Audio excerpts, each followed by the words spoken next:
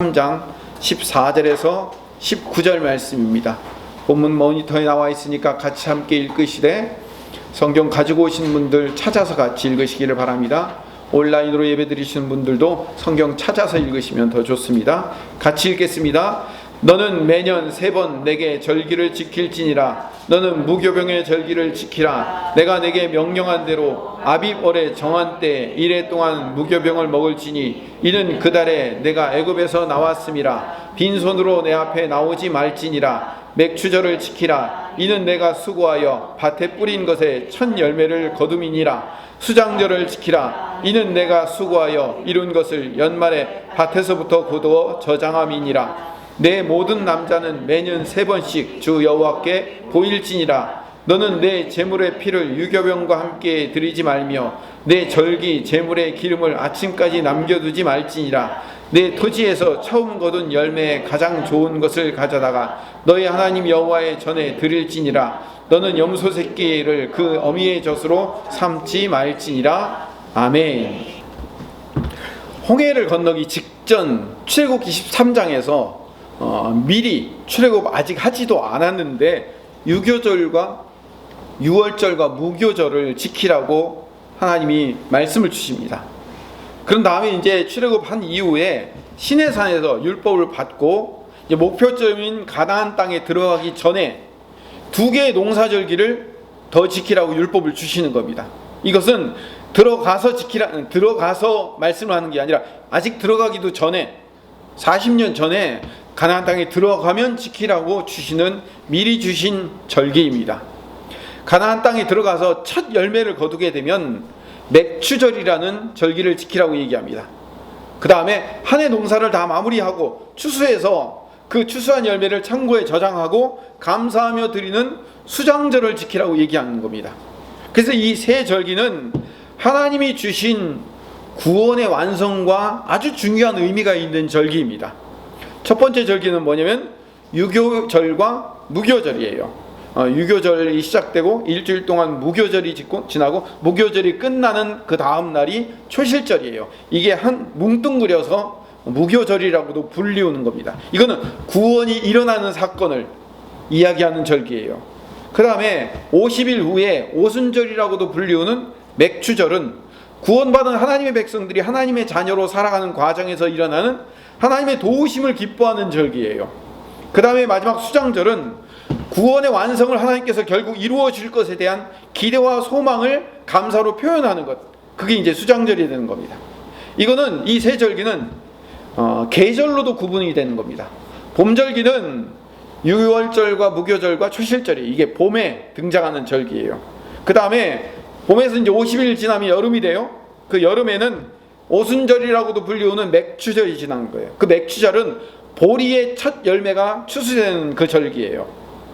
구원이 현재 진행되고 있음을 깨닫는 절기예요. 그 다음에 마지막에 장막절이라고도 불리우는 수장절은 그 앞에 나팔절과 속죄일이 있긴 하지만 이 수장절은 가을절기예요. 가을절기. 이 가을절기는 구원이 미래에서 결국은 하나님의 나라에서 완성될 것에 대한 과거, 현재, 미래를 이야기하는 봄절기, 여름절기, 가을절기 이렇게 세 절기로 구분이 되는 겁니다. 절기에 겨울은 없습니다. 세 절기로 이렇게 구분돼요. 과거, 현재, 미래, 봄, 여름, 가을 이렇게 기억하면 돼요. 구원의 시작, 그리고 구원의 진행, 구원의 완성 이렇게 우리 머릿속에 기억하면 되는 겁니다. 이 세 절기는요, 여러 번 제가 반복을 드리겠지만 삼위일체 하나님과도 연관이 돼요. 봄절기는 유월절이에요. 성자 예수님께서 십자가를 지시고 구원하심으로, 부활하심으로 구원을 이루시기 시작하신 거예요. 그 다음에 여름절기는 이 실칠절이며 맥추절은 누가 오셔요? 오순절이니까 성령님이 오시잖아요. 그래서 성령님이 이 구원을 이루고 계시는 과정을, 그 다음에 마지막 수장절은 재림 예수님이 오시긴 하지만 그 재림 예수님을 보내시는 분이 누구예요? 심판하신 성부 하나님께서 재림 예수님을 보내셔서 구원을 완성하시고 심판을 완성하시는 최후의 사건을 미리 보여주고 있는 상징적인 사건이기도 해요. 그래서 제가 늘 말씀드리죠. 구약의 모든 이야기가 예수 그리스도와 연결이 되죠. 그런 것처럼 이 새 절기도 결국 예수 그리스도와 연결이 되는 거예요. 과거에 출애굽이 예수 그리스도를 통한 십자가와 부활로 말미암은 구원의 시작이 되었다면, 현재는 광야의 삶을 살고 있는 예수 그리스도를 믿고 살아가는 성도들이 이 땅을 성령님과 동행하며 살아가는 과정을 얘기하고 있고, 미래 요단강을 건너가서 가나안 땅에 들어가서 천국으로 가는 하나님 나라를 완성하는 미래의 사건이 바로 수장절, 미래를 이야기하는 거예요.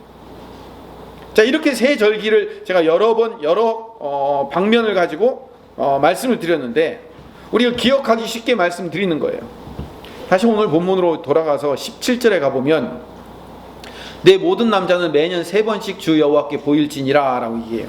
3번, 봄절기, 여름절기, 가을절기, 이 3번 하나님 앞에 나와서, 그러니까 예루살렘 성 앞에 와가지고 모든 남자가 절기에 참여해야 된다는 거예요. 여자와 어린아이는 참여 안 해도 됩니까? 그런 의미는 아니죠. 여기서 말하는 모든 남자라는 의미는 이스라엘 백성 전체를 상징적으로 바라보는 이야기예요. 자, 모든 절기에 3번씩 이렇게 참여를 하면 누가 동사져요? 목축은 누가 합니까? 옛날에 개그맨이 말했죠. 소는 누가 키워요? 이 새 절기에 모든 백성들이 다 참여해야 된다는 이 율법의 의미, 이 새 절기를 다 참여해야 된다는 이 절기의 의미는 뭐냐면, 이 절기를 마음에 새기며 살아야 되는 거예요. 다시 말하면 하나님의 백성들은 하나님이 주신 절기를 중심으로 살아가야 돼요. 절기의 의미를 마음 가운데 두고 살아가야 된다라는 의미인 거예요. 다시 말씀드립니다. 새 절기의 의미가 중요해요. 이 의미는 한마디로 이야기하면 구원을 주신 하나님을 감사하고 그 하나님을 기억하는 거예요. 하나님이 우리를 구원하셨고 지금도 구원을 이루고 계시며 앞으로 구원을 완성시킬 것에 대한 하나님의 놀라운 구원하심을 감사하며 그것을 기억하고 있는 것, 이게 절기를 지키는 의미인 거죠. 그래서 구약의 이스라엘 백성들은요, 봄 되면 새싹이 돋고, 그러면 유월절을 지키면서 하나님께서 저 애굽에서 우리가 노예 생활하다가 우리를 구원시키셨습니다, 이걸 기억하기 시작하는 거예요. 여름이 되면 맥추절이 되면 보리가 이제 싹트기 시작하고 열매를 맺기 시작해요. 그럼 하나님께서 지금도 우리를 구원하고 계십니다, 우리를 늘 지키고 인도하시면서 우리를 이끌어 주십니다를 보리 첫 열매를 주시는 하나님을 보면서 기억을 하는 거예요.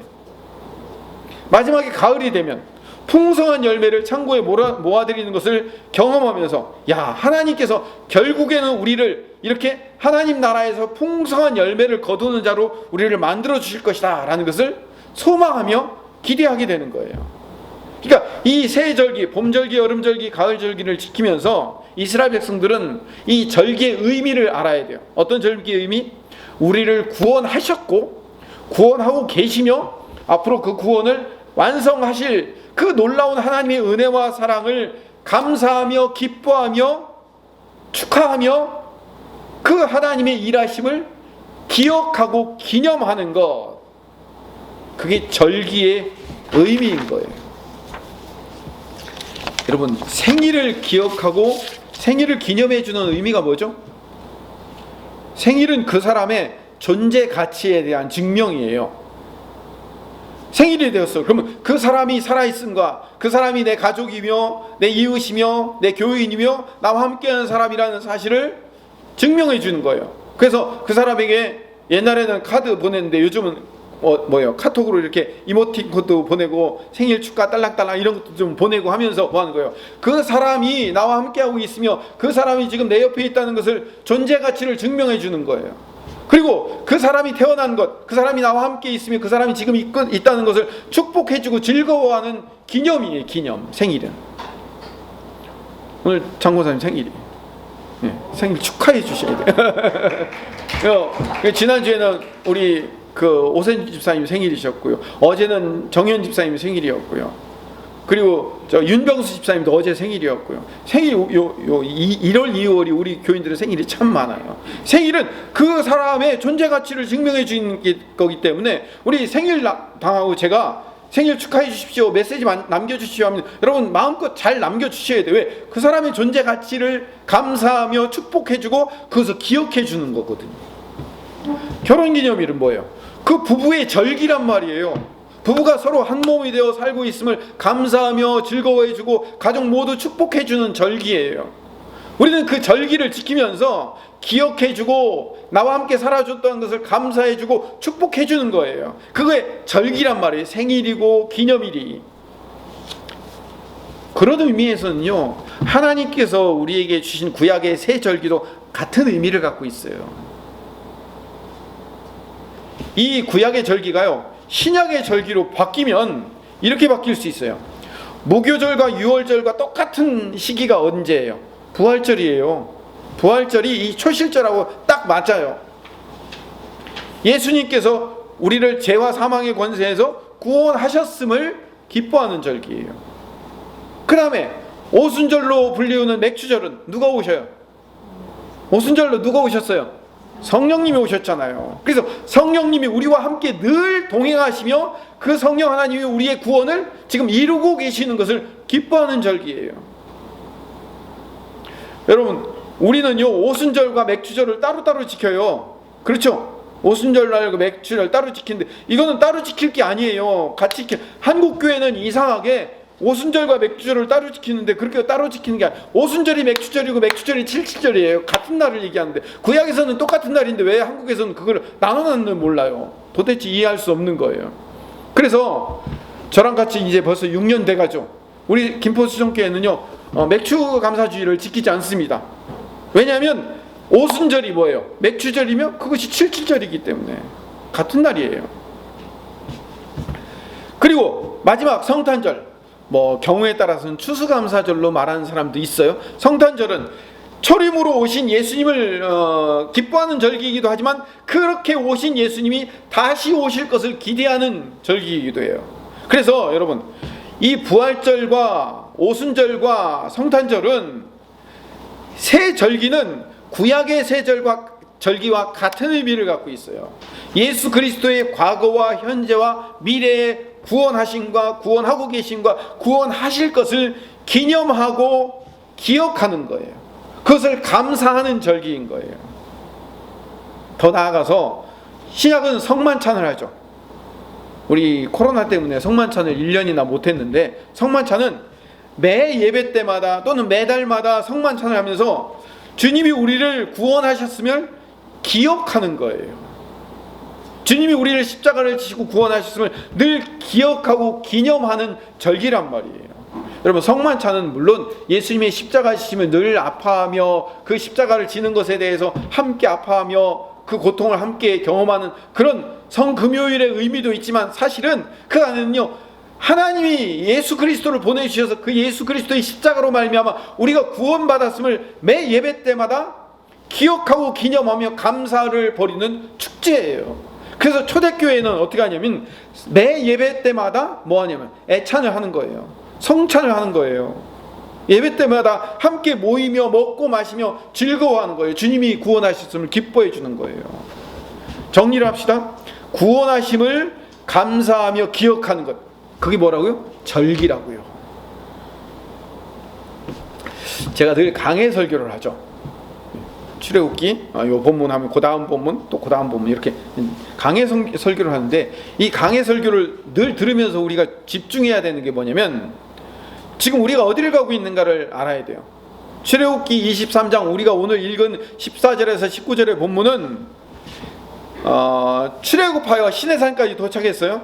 한 달 만에. 그래서 이 시내산에서 하나님이 모세를 통해서 십계명을 보내주셨어요. 그리고 그 십계명을 해설해 준 다음에 십계명의 구체적인 그 율법인 613개의 율법을 하나씩 하나씩 지금 설명하고 있는 중간에 있는 거예요. 앞부분에는 율법의 의미에 대해 설명하고 지금은 어디에요? 절기로 들어왔어요. 근데 이 율법이든 절기든 이 하나님이 율법이나 절기를 주신 의미가 무엇인지를 알아야 돼요. 의미. 하나님이 우리에게 절기를 주신 이유가 뭘까요? 율법을 주신 이유가 뭘까요? 우리를 옥죄거나 얽매려고 그걸 준 게 아니에요. 그 절기를 주어서 우리를 불편하게 만들거나, 예를 들어서 며느리가 제사가 돌아오면 어떻게 돼요? 힘들잖아요. 제사를 안 지내봐서 모르죠? 제사가 돌아오면 힘들잖아요. 내가 생전 보지도 듣지 못했던 증조 할아버지, 증조 할머니부터 시작해갖고 그 할아버지 할머니들 이런 분들을 제사를 드리려면 며느리 입장에서는 내가 이걸 왜 드려야 되는지 모르고 그냥 때가 돌아오면은 그냥 음식 차려서 준비하는 게 아이고 힘들다라고 생각밖에 안 드는 거예요. 그건 그 제사의 의미를 전혀 모르는 거잖아요. 그래서 절기는 제사와 똑같이 우리를 불편하게 만들거나 아니면 지켜나가기 힘든 예법이나 규례를 부여해서 그 지키지도 못할 것을 우리에게 억지로 부여해 주신 게 결코 아니에요. 우리에게 절기를 주시고 율법을 주신 이유는 아까 뭐라고 그랬죠? 하나님이 우리를 구원하셨고 지금 구원하고 계시고 구원을 완성시킬 것에 대한 사실을 감사하며 그것을 기념하고 기억하는 것, 그게 절기라고 그랬어요. 그래서 오늘 본문 우리가 읽은 14절에서 19절 말씀 앞부분에 보면 10절에서 13절 말씀에 안식년과 안식일의 규례에 대해서 나와요. 그 다음에 안식년과 안식일 다음에 새 절기 얘기가 이렇게 연속적으로 나오는 거예요. 그러면 안식일과 안식년 그리고 이 새 절기, 이 절기들을 주신 목적이 뭘까요? 하나님의 백성들이 하나님의 은혜와 사랑으로 구원받았음을 인하여 감사하고 그것을 기념하는 거라고 그랬죠.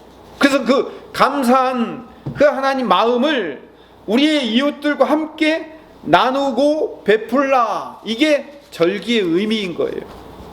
예를 들어 봅시다. 안식일과 안식년의 의미는 23장 11절에서 12절 나오는데 같이 한번 읽어봅시다. 11절 시작. 일곱째 해에는 갈지 말고 묵혀두어서 내 백성의 가난한 자들이 먹게 하라. 감람원도 그리할지니라. 12절 너는 엿새 동안 내 일을 하고 일곱째 날에는 쉬라. 내 소와 나귀가 쉴 것이며 내 여종의 자식과 나그네가 숨을 돌리리라. 하나님이 우리에게 주시는 그 풍성함을 어떻게 하라고요? 우리 이웃들에게 나누라는 거예요. 6년 동안 열심히 일하고 7년째는 좀 땅을 놀리고 쉬어도 괜찮아. 내가 풍성하게 먹이고 입히고 채워줄 테니까 염려하지 마. 한 해 동안 너희들의 쉼으로 말미암아 그 자연스럽게 맺는 열매들은 누구 줘라? 강한 자들한테도 좀 주고 들짐승도 좀 배부리 먹을 수 있도록 좀 남겨두어라 이거죠. 6일 동안 열심히 일하고 마지막 7일째는 쉬라는 거예요. 사장님이 쉬어야 종업원도 쉬지요. 여러분들이 쉬어야 여러분의 종도 쉬고 여러분의 주변에 있는 나그네도 쉬고 소와 나귀도 쉴 수 있다는 거예요. 하루 쉬면 먹고 살 수 없어요. 6년 동안 일하고 7년째 쉬면 먹고 살 수 없어요 라고 아우성치면 안 돼요. 그렇게 쉬어도 우리에게 풍성함을 더하여 주실 믿음이 안식일과 안식년의 전제 조건이기 때문에 그런 거예요. 물론 현대사회를 살아가면서 농업사회가 아니기 때문에 6년 동안 일하고 7년 쉰다는 게 엄청난 문제이긴 하지만 그렇게 할 수 있을 넉넉하고 풍성한 마음을 가지고 있으라는 하나님의 말씀을 읽을 수 있어야 되는 거예요. 하나님이 우리에게 풍성함을 허락할 테니까 그 풍성함을 받았으니 그 풍성함을 좀 어려운 자들에게 함께 나누고 베풀라라는 거예요. 여러분 율법의 근본 의미가 제가 계속해서 반복한 게 뭐예요? 하나님 사랑을, 이웃사랑이죠. 그렇죠. 하나님께 받은 그 놀라운 구원의 복된 사랑을 우리 이웃에게 베풀고 나눠주는 거란 말이에요. 그러기 위해서 어떻게 하라고요? 좀 6년 일했으면 1년 좀 쉬고 6일 일했으면 하루 정도 쉬면서 우리 주변에 있는 이웃들에게 그 풍성함을 나눠줬으면 좋겠다. 이게 하나님이 우리에게 주신 절기의 의미라는 거예요. 예수님께서 밀밭 사이로 제자들과 함께 지나가고 있는데 이삭을 잘라서 제자들이 비벼서 먹었어요. 그러니까 그것을 안식일날 그렇게 했다고 바리새인들이 와서 비판하고 난리가 났어요. 그래서 예수님께서 마가복음 2장 27절에 이렇게 말씀하고 계십니다. 같이 읽어봅시다. 또 이르시되 안식일이 사람을 위하여 있는 것이 아니요 사람이 안식일을 위하여 있는 것이 아니니. 안식일은 누구를 위해서 우리에게 주신 거라고요? 사람, 우리를 위해서 주신 거라는 거예요. 하나님 당신의 백성들에게 풍성함을 나눠주시려고 계획하신 거예요. 새 절기도 마찬가지예요. 1년에 최소 3번은 온 백성들이 모여 함께 잔치를 벌이고 먹고 나누고 베풀고 즐기면서 뭐 하라는 거예요? 그렇게 먹고 나누고 베풀고 즐기는 그 즐거움 속에서 뭘 기억하라는 거예요? 하나님이 우리에게 풍성함을 주셨음을, 그 구원의 놀라운 기쁨과 감격을 주셨음을 감사하라는 거예요. 잔치 때 되면 항상 뭐 하죠? 음식을 나누고 소도 잡고 돼지도 잡고 많은 음식들을 같이 해 먹고, 그 잔치가 뭐예요? 잔치가 기억하는 거잖아요. 기념하는 거잖아요. 기쁨과 감사 가운데 우리가 모두 기념하는 거예요. 근데 여러분, 그렇게 하나님 앞에 나와 잔치를 벌이며 하나님의 구원하셨음을, 하나님이 우리와 함께 하시며 우리에게 구원을 이루고 계심을 기념하며 기뻐해야 될 그 잔치와 축제가, 사람이 그 잔치와 축제를 시험으로 만들어요. 넘어뜨리는 일로 만들고 짐을 지우는 일로 바꿔버리더라는 거죠. 그렇게 만든 거는 율법이 그렇게 만든 게 아니고, 율법의 애초 의미가 그런 게 아니고 사람이 그렇게 만들어버린 거예요. 마태복음 23장 2절에서 4절 말씀을 봅시다. 같이 한번 읽어볼까요? 서기관들과 바리새인들이 모세의 자리에 앉았으니 그러므로 무엇이든지 그들이 말하는 바는 행하고 지키되 그들이 하는 행위는 본받지 말라. 그들은 말만 하고 행하지 아니하며 또 무거운 짐을 묶어 사람의 어깨에 지우그래 자기는 이것을 한 손가락으로 움직이려 하지 아니하며. 자기들이 모세의 자리에 앉았어요. 율법의 해석의 자리에 앉아서 율법으로 사람들에게 짐을 지우는 거예요. 안식일을 거룩히 지켜야 돼. 거룩히 지키려면 일하지 말아야 돼. 일하려면 달걀 무리에 하나 이상의 것들을 들면 일이고, 그렇지 않으면 일이 아니야. 그럼 이거 드는 건 일이야, 이건 일이 아니야. 딱 규정을 정해놓고선 너 이거 일했어? 너 일하지 마 하고, 그 사람들에게 무거운 짐을 짊어지는 거예요. 안식일의 의미가 뭐라고요? 사람이 안식일을 위해서 있는 거예요? 안식일이 사람을 위해서 있는 거예요? 안식일이 사람을 위해서 있는 거라고 그랬죠. 그런데 이 바리새인들이 어떻게 만들어 놨다고요? 안식일을 위해서 사람이 있게 만든 거예요. 안식일을 지키기 위해서 거기다 무거운 짐을 묶어가지고 그 어깨에 지어놓고, 자기들은 거기다 꼼짝 않고 안 지키면서 사람들로 하여금 막 지키도록 만드는 거예요. 율법을 무거운 짐이 되게 만드는 거예요. 마치 한 번도 못 봤던 증조 할아버지 제사를 지내야 되는 며느리의 심정으로 만들어버리는 거라고. 그 결과로 어떻게 무거운 짐을 지어놓으니 어떤 결과를 맺게 될까요? 23절 13절 23장 13절을 읽어봅시다. 시작. 화 있을진저 서기관들과 바리새인들이여 너희는 성문을 사람들 앞에서 하고 너희로 들어가지 않고 너희로 들어가려는 자도 들어가지 못하게 하더라. 율법을 무거운 짐으로 만들어 놓으니까 사람들이 그 짐을 지기가 힘들고 어려우니까 너 이렇게 해서 이거 완벽하게 지키지 않으면 너 절대로 하나님의 백성이 될 수 없어, 천국에 갈 수 없어 라고 문을 닫아버리는 거예요. 율법으로 문을 닫아버리는 거예요. 그리고 자기들도 못 들어가는 거예요. 왜? 자기들도 그 법을 못 지키니까. 15절을 읽어봅시다. 시작. 화 있을진저 외식하는 서기관들과 바리새인들이여 너희는 교인 한 사람을 얻기 위하여 바다와 육지를 두루 다니다가 생기면 너희보다 배나 더 지옥 자식이 되게 하느니라. 열심히 전도해가지고 하나님의 백성으로 세워놓고선 그들에게 율법이란 짐을 잔뜩 지어가지고 그 짐을 지을 수가, 그걸 다 지고 그 율법을 온전히 지킬 수 없으니까 어떻게 돼요? 나는 이 율법을 온전히 지킬 수 없으니 나는 하나님 나라 못 들어가겠네? 라고 생각하도록, 그거를 배나 지옥 자식이 되도록 그 율법을 지키지 못함으로 결국은 실패할 수밖에 없도록 만들어버리는 거예요. 누가? 사람들이, 이 율법을 가지고 있는 자들이, 서기관과 바리새인들이 그렇게 만들어버리는 거예요.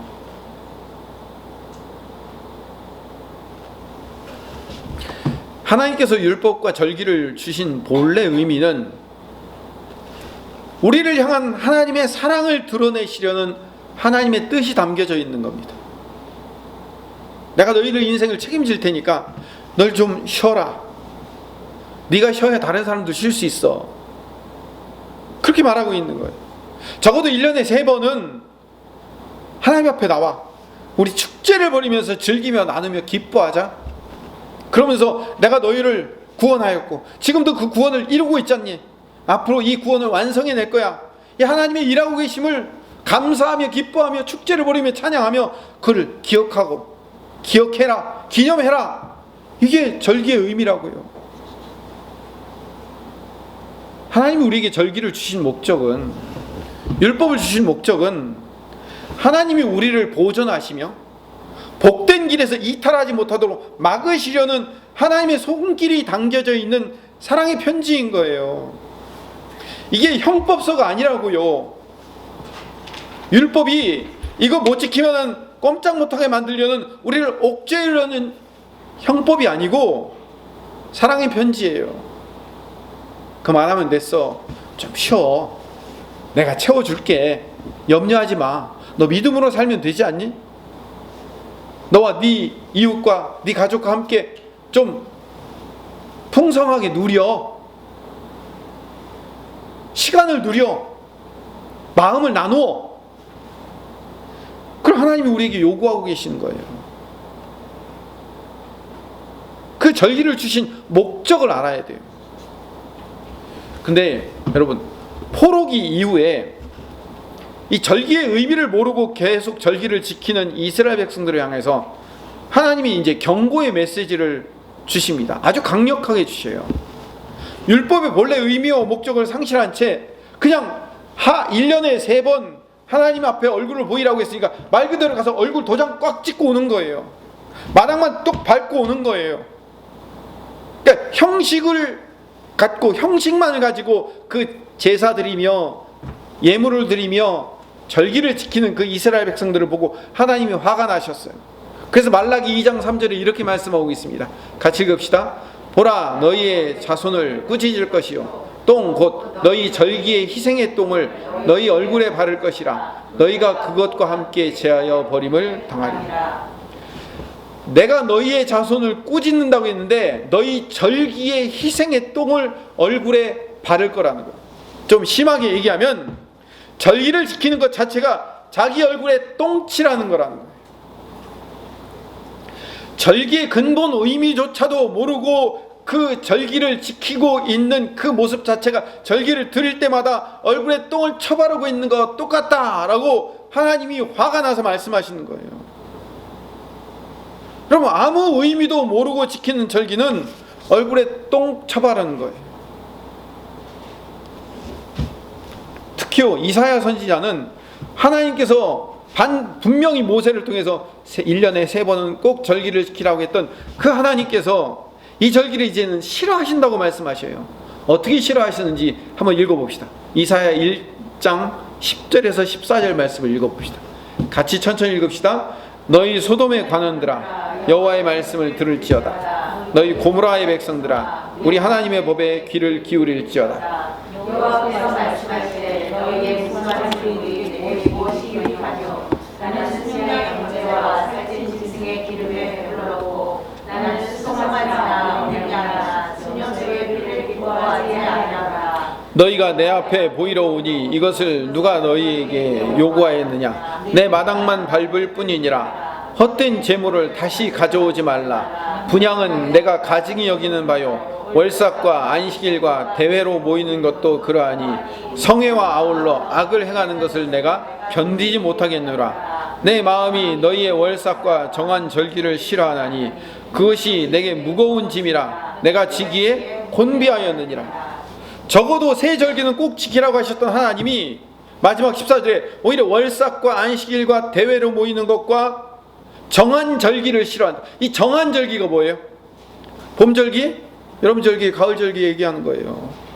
이 절기로 모이는 것을 내가 싫다는 거예요. 하지마, 제발 좀 오지마. 나한테 무거운 짐이야. 내가 이걸 지려니까 피곤해.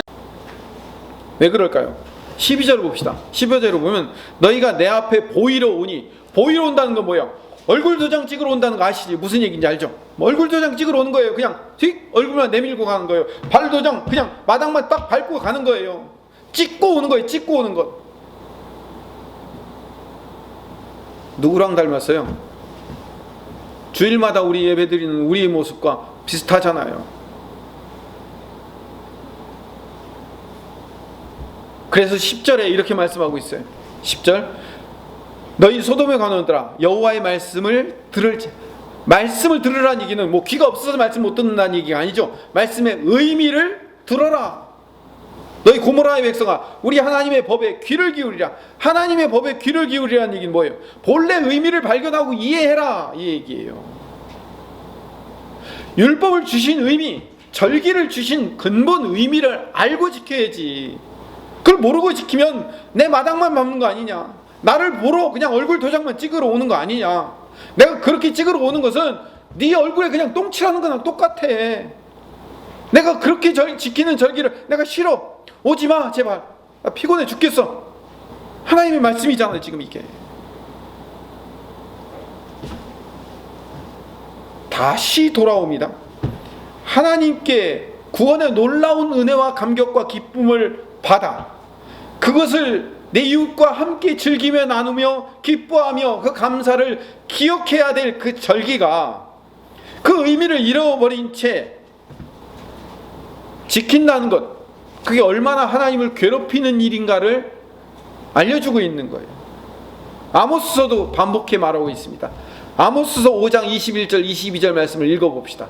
시작. 내가 너희 절기들을 미워하며 멸시하며 너희 성회들을 기뻐하지 아니하나니 너희가 내게 번제나 소제를 드릴지라도 내가 받지 아니할 것이요 너희의 살찐 희생의 화목제에서 내가 돌아보지 아니하리라. 21절에는 심지어 뭐라고 얘기하냐면 너희 절기들을 미워하고 멸시한다는 거예요. 처음에 이거 하나님이 주신 거예요. 새 절기를 반드시 지켜라. 1년에 3번은 꼭 와서 내 얼굴을 보고 같이 우리 함께 즐기며 나를 기억해라 보고 말씀하셨던 그 하나님이 이 절기를 미워하고 싫어한다는 거예요.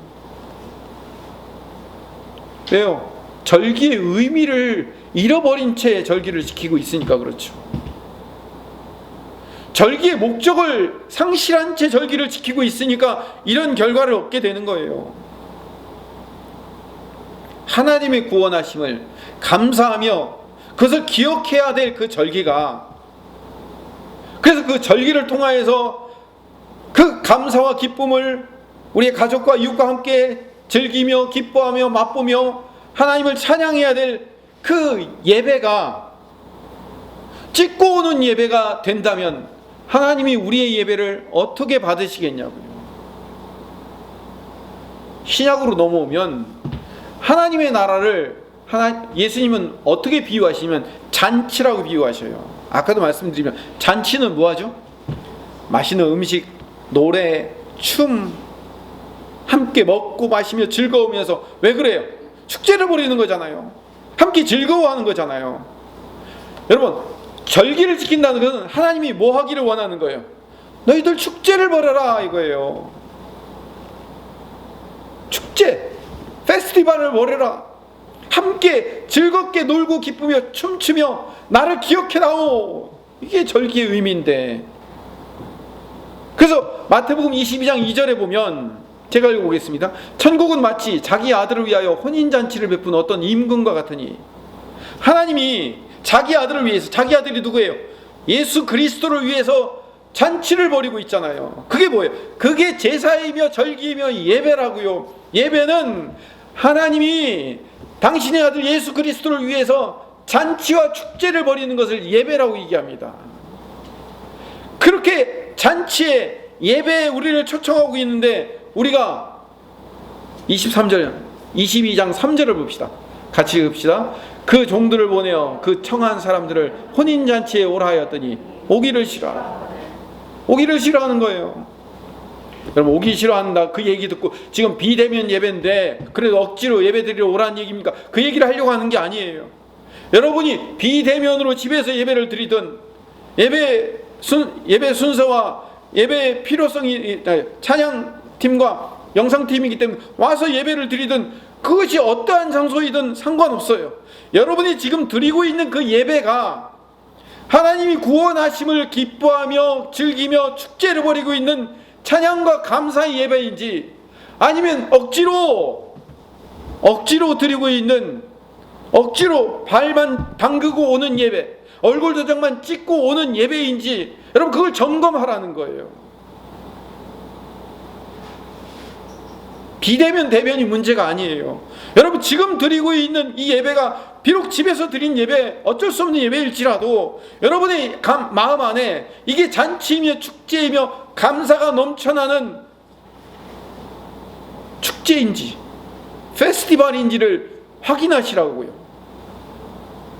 그렇지 않으면 그 종들을 보내어 그 청한 사람들을 혼인잔치에 오라 했더니 오기 싫어하는 자들과 똑같아요. 와서 그냥 억지로 와서 설교 한번 듣고 가는 예배는 여러분 얼굴에 똥칠하는 거예요. 똥을 쳐바르는 거와 똑같은 거예요. 제 얘기가 아니라 하나님이 말씀하시는 거라고요. 누가복음 13장 29절에서도 제가 읽겠습니다. 사람들이 동서남북으로부터 와서 하나님의 나라 잔치에 참여한다고 얘기했어요. 하나님 나라는 잔치인 거예요. 우리 예배는 잔치라고요. 요한계시록 19장 9절 같이 읽겠습니다. 천사가 내게 말하기를 기록하라. 어린 양의 혼인잔치에 청함을 받은 자들은 복이 있도다 하고 또 내게 말하되 이것은 하나님의 참되신 말씀이라 하기로. 어린 양의 혼인잔치에 초청받는 것, 그게 뭐예요? 천국 들어가는 일이에요. 여러분 천국에 들어가면 뭐 하는 거예요? 하나님과 함께 영원토록 잔치와 축제를 벌이는 거예요. 우리를 구원하셨음을 인하여 그 어린 양의 그 놀라운 십자가와 구원과 부활 사건을 인하여 우리 모두가 영원토록 축제와 잔치를 벌이는 것, 그걸 하나님 나라라고 부르는 거예요. 하나님 나라의 근본 본질은 잔치와 축제에 있다는 것을 성경이 말하고 있는 거예요.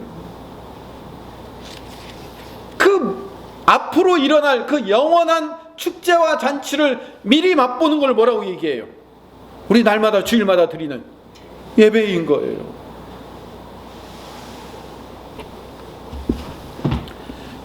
지금 여러분의 삶에서 현재 내가 드리고 있는 이 예배가 정말로 하나님을 찬양하며 기뻐하며 감사하고 있는 잔치이며 축제가 되고 있는지를 다시 한번 점검해 주시기를 바랍니다. 매주 드리는 이 예배가 하나님이 나를 십자가를 통해 구원하셨고 지금도 성령님을 통해서 그 구원을 이루고 계시며 앞으로 우리 주님이 다시 재림하실 때 그 구원을 완성해내시고 그 구원의 복된 완성 때문에 우리가 하나님 나라에서 영원토록 하나님과 즐겁게 잔치를 벌이며 기뻐하며 찬양하는 것에 맛보기를 지금 예배에서 우리가 확인하고 있는지를 점검해야 돼요. 그런 감사의 잔치가 돼야 돼요. 그런 기쁨과 감사가 없는 예배는 얼굴에 똥칠하는 거에 불과한 거예요. 주님의 마당만 밟는 거고 주님 얼굴 도장만 찍고 가는 거예요. 다시 한번 점검해 봅시다. 하나님 우리에게 절기를 주신 이유는 뭐라고요? 하나님이 그 놀라운 사랑과 구원하심을 인하여 감사하고 감격하여 기뻐하며 그것을 기념하고 기억하기 위해서 온라인으로 예배를 드리면서 정말 우리에게 기쁨의 예배가 되는지 감사의 예배가 되는지를 점검하십시오. 그렇게 얘기하는 사람이 있을 수 있어요? 교회가 그런 기쁨을 만들어주고 그런 기쁨의 예배가 되면 내가 올 거 아니냐, 이게 잘못된 겁니다. 내 안에 원래 기쁨이 있어야 돼요.